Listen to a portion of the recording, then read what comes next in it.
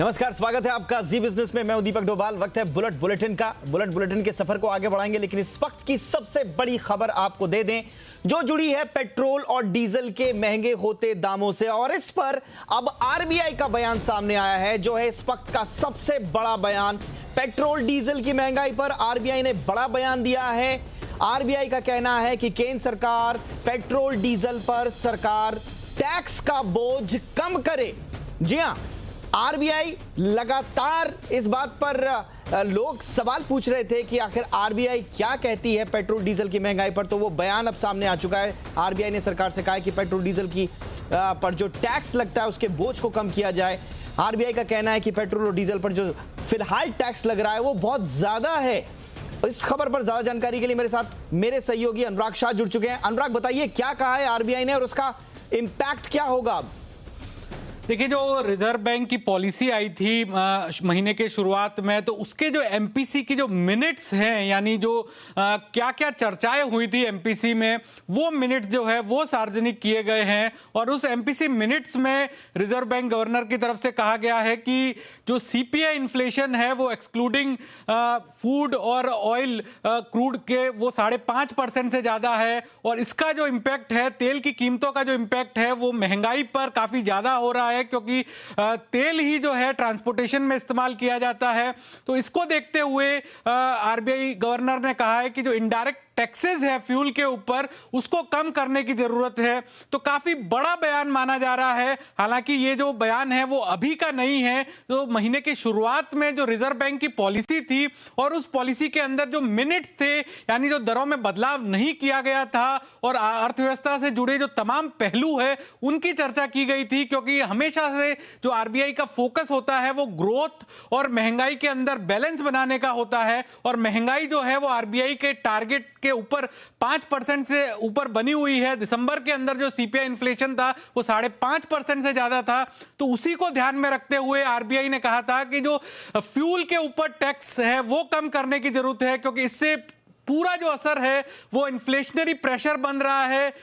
Fuel के ऊपर जो ज्यादा टैक्स लगे हुए हैं और इसका जो असर है ट्रांसपोर्टेशन पे आ रहा है, हेल्थ सर्विसेज पे आ रहा है, क्योंकि कहीं ना कहीं डायरेक्ट इनडायरेक्ट जो फ्यूल है वो सभी चीजों से जुड़ा हुआ होता है। बिल्कुल। और 12 दिनों के लगातार दामों में बढ़ोतरी के बाद पिछले 2 दिनों से अनचेंज हैं, कोई बदलाव 2 दिन से नहीं हुआ है, लेकिन 12 दिनों की लगातार बढ़ोतरी हुई। अनुराग, क्या आरबीआई के इस बयान के बाद हम ये उम्मीद करें कि सरकार इस दिशा में अब कम से कम कुछ सोचेगी, क्योंकि एक डायरेक्शन आरबीआई ने एक संकेत के जरिए देने की कोशिश की है? बिल्कुल, जिस तरह से आरबीआई हमेशा एक फ्यूचर लुकिंग आउटलुक देता है, आरबीआई ग्रोथ की भविष्यवाणी करता है, महंगाई की भविष्यवाणी करता है। तो जब आरबीआई के द्वारा यह कहा गया है कि महंगाई को कम करने के लिए जो फ्यूल की कीमतों पे जो टैक्स है उसमें कमी होनी चाहिए, तो इसे माना जा सकता है कि आने वाले दिनों में हमें देखने को मिले कि जो टैक्सेस हैं फ्यूल के ऊपर, उसमें उसको लेकर सरकार कोई बड़ा ऐलान कर सकती है। क्योंकि आरबीआई की जो कमेंट्री होती है वो हमेशा फ्यूचर लुकिंग होती है, भविष्य को देखते हुए होती है। और वहां पर अगर आरबीआई का यह मानना है कि महंगाई में बढ़ोतरी का ये एक वजह जो है वो टैक्सेस हैं फ्यूल के ऊपर लगाए गए, तो इसको जरूर संज्ञान में लिया जाएगा सरकार के द्वारा और बाकी जो पॉलिसी मेकर्स है उनके द्वारा। बिल्कुल। और अनुराग, मौजूदा आर्थिक हालात में सब जानते हैं कि सरकार को पैसे की जरूरत है और पेट्रोलियम प्रोडक्ट्स जो हैं वो टैक्स जुटाने का सबसे बड़ा जरिया माना जाता है। लेकिन आरबीआई का ये बयान बता रहा है कि जैसा आपने बताया कि फ्यूचर लुकिंग, फिलहाल आरबीआई का नजरिया ये लग रहा है कि अब आरबीआई भी मान रहा है कि ठीक है, आप सरकारी खजाने में पैसे जुटा रहे हो, लेकिन आगे अगर इसका इकोनॉमी पर असर पड़ा तो यही महंगा भी पड़ सकता है इकोनॉमी के लिए। इसलिए यह बड़ा संकेत आरबीआई की तरफ से।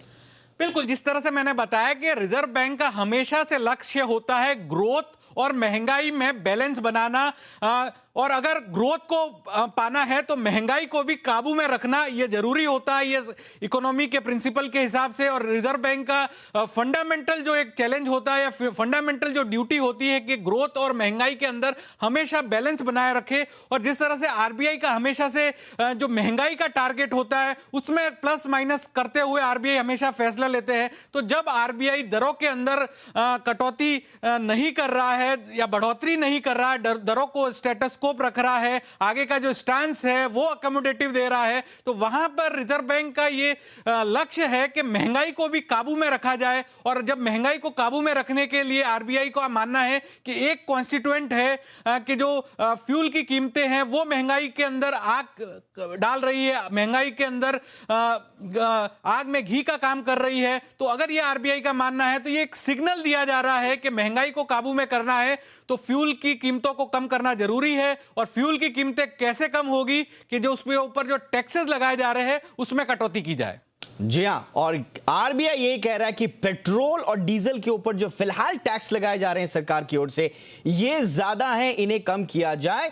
एक तरह से गवर्नमेंट को आरबीआई का बड़ा संकेत, बड़ा संदेश कि अगर आगे इकोनॉमी को इसके रेपरकशंस नहीं झेलने तो सरकार को तुरंत कदम उठाते हुए पेट्रोल और डीजल की महंगाई को कम करने के लिए टैक्सेस कम करने होंगे।